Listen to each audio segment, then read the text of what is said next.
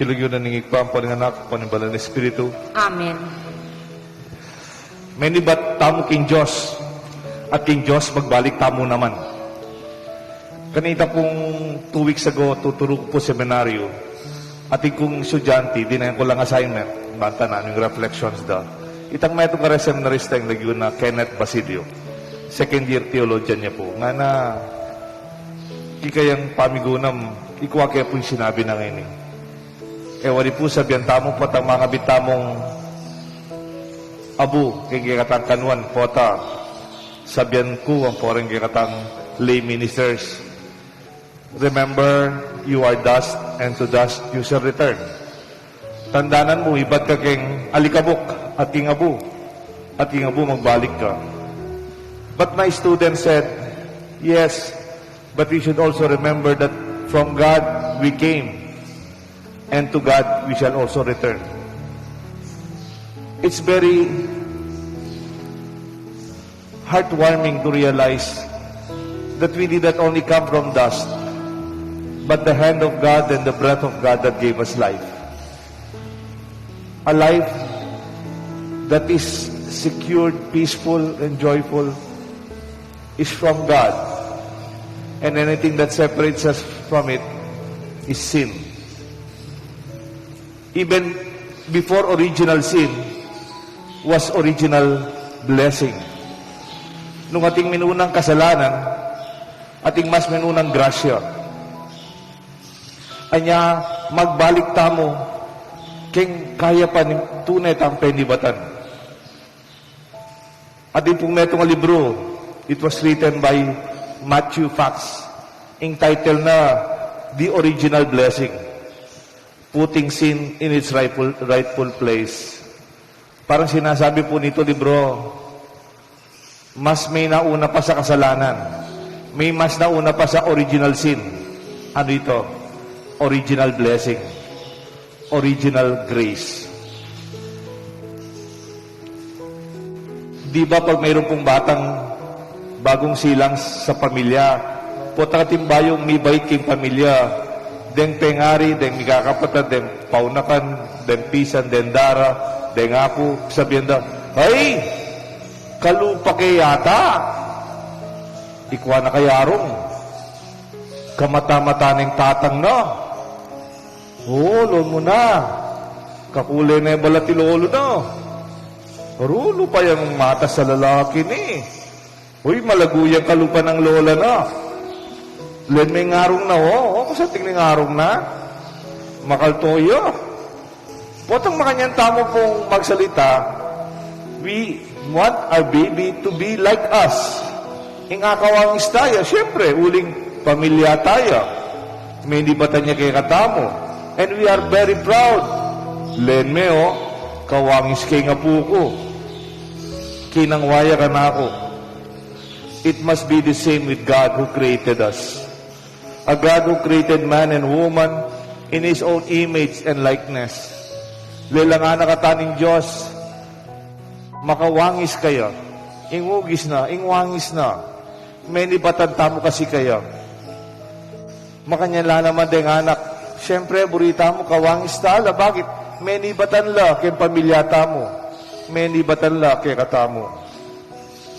Other than dust that we came, for indeed it is true, and to dust we shall return.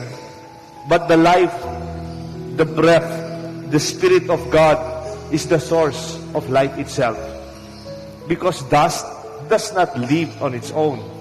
It was the hand of God, the love of God, the face of God, the heart of God, fashioned and created the dignity of each one of us coming from Him.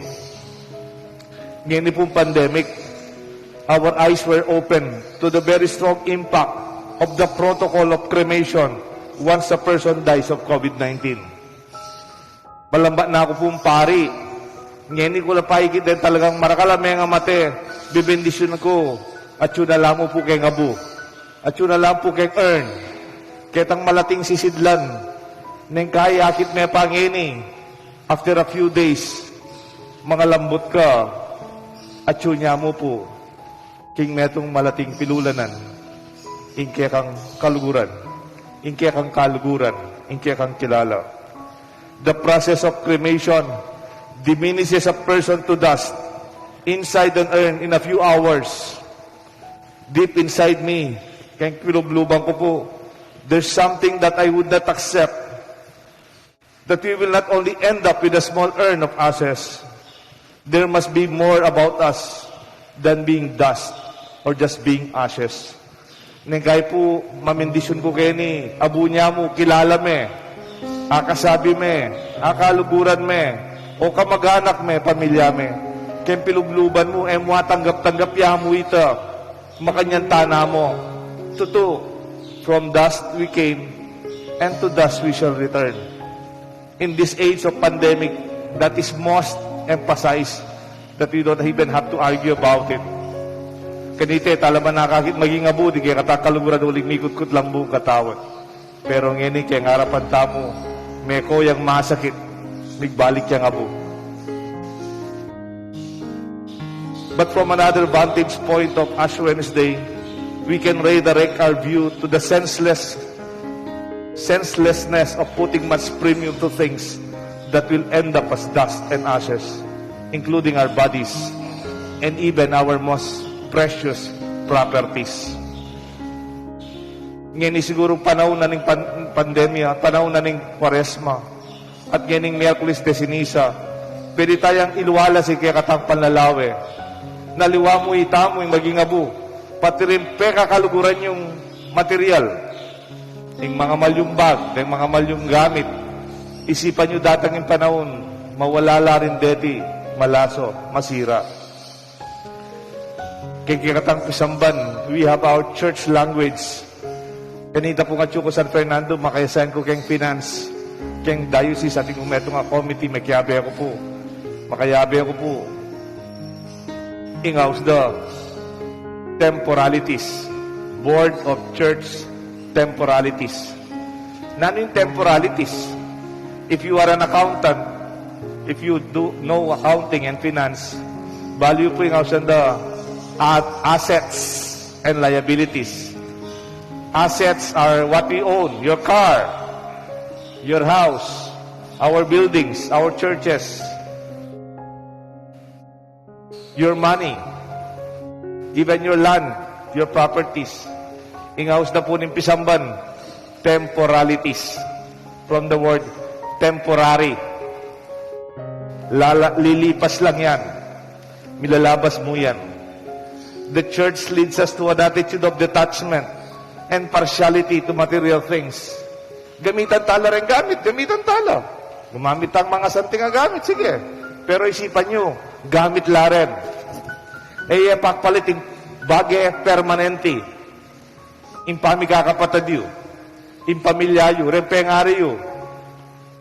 Inkasalpantayanan takeng Diyos, inkaladwata mo. There are things that remain. And there are things that are temporary. Ngayon isa ng panahon ng Kwaresma, kita yung mas maulaga. Akita mo yung katawan tampe, ka malagu, ka masatig, ka sese, katawan na ka masikan. Dating yung panahon tumuwa, sakit, mawala at maging abo. Dapat ating manatili, inki katang kaladwa, inki katamong Diyos, inki katang lugod. Another way of saying it, you are dust, and through dust you shall return. Our reflection elevates us from our perspective to a level to where we really came from. To where we really came from. You are from God, and to God you shall return. May mga taong mababa ang tingin sa sarili. Mababa ang tingin sa kapwa. Sometimes that can also be self-projection. Potang mababa ka lawe, kare ka para mong tao, lalatsan mo la. Nengkay, it is only projecting how you look at yourself and how you value yourself. There are foul words, potang managkasla. Pag managkasla rin Pilipino, austab kaya Tagalog, nagmumura, minura ako. Bakit ka nagmumura? The words that we use, I don't use them. We devalue ourselves. Ginagawa nating mura ang ating sarili pag minumura natin yung iba. Mag-ingat po kayo pag nagmumura kayo. It also speaks about how you value yourself. Potang lalatsan nyo rin ka para yung tao kayong pamagsalitayo. Ikaman, lalatsan mo at bababa mo. Ing dignidad ni kayong pangatao. Makakalali kayo, potang managkas kayo kayong kapampangan. Kayong Tagalog, magmura kayo. Gagawan yung mura, ing maulagatang pangatao. Ing kaya katang pangatao, aliwa mo yung katawan na ini, aliwa mo yung itsura mo. Ing lugod ng Diyos, kaya ka, lugod yang, iyangat na ka. Ang kaya Tagalog, potang kaluguran na ka, nga na, mahal kita.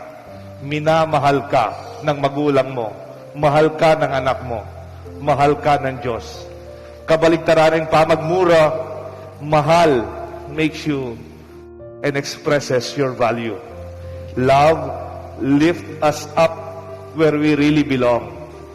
Ing lugod, iyangat na katamo, kentunay tamong dignidad at tulaganin kaya katang pangatao. Anya, etalaburin at ang taong may lalatsanda ka, muling may kamali ka siguro rin, may kamali kaya ka perfecto, may kamali kaya ka gusto, o mas biyasa la kaya ka, o mas, sabat lalatsanda ka, tamo atanggap. Not because intellectually we know, because we know our souls could not accept it that easily. In Isaiah 43 verse 1 it says, "But now thus the Lord says, who created you, O Jacob, he who formed you, O Israel, fear not, for I have redeemed you. I have called you by name, and you are mine." Kanako ka, ana ning Diyos. King lugod na, nakatamo tabiluan. We belong to Him. We belong to God. Misan po ating meto nga yagila. O nang keng karelang denge bundare nga agila. Bala mo ating meto nga magsasaka. May nagitsang ebon nagila. Kingwani tang ebon. O nang pasayangan niya, nesanting, ane karagul. Kaya sa aking iluto de, pekya bene kitang lulukuban daretang manok. Kita kayang mula, tang hen. Kanita pong miyap saya itang sisi, makayabeya ka rin manok, itang anak agila. Kasi nabi na ka itang ima, itang natanda nga da. Linukob na ning mother chicken, itang eagle's egg. Niya tamibay siya bala na manok yan naman. Kaya beno rin, anay katagul. Okay, but one day, there was that eagle flying. At ikmeto nga maragulagila, susulapo ya, kay babo.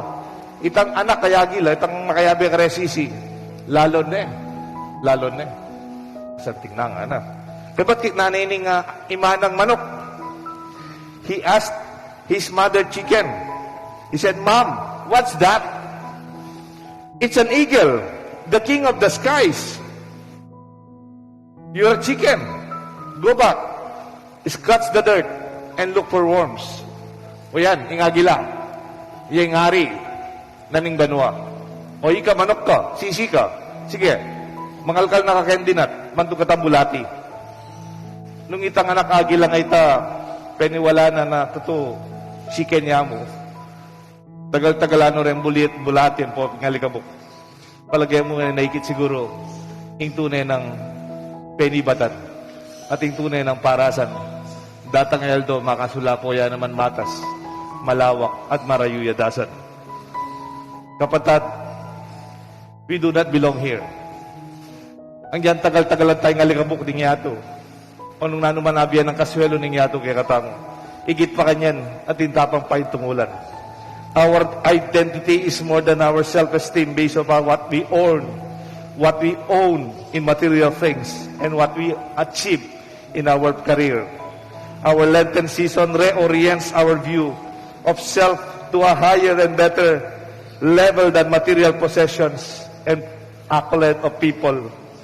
We are also meant to be dust, that's true.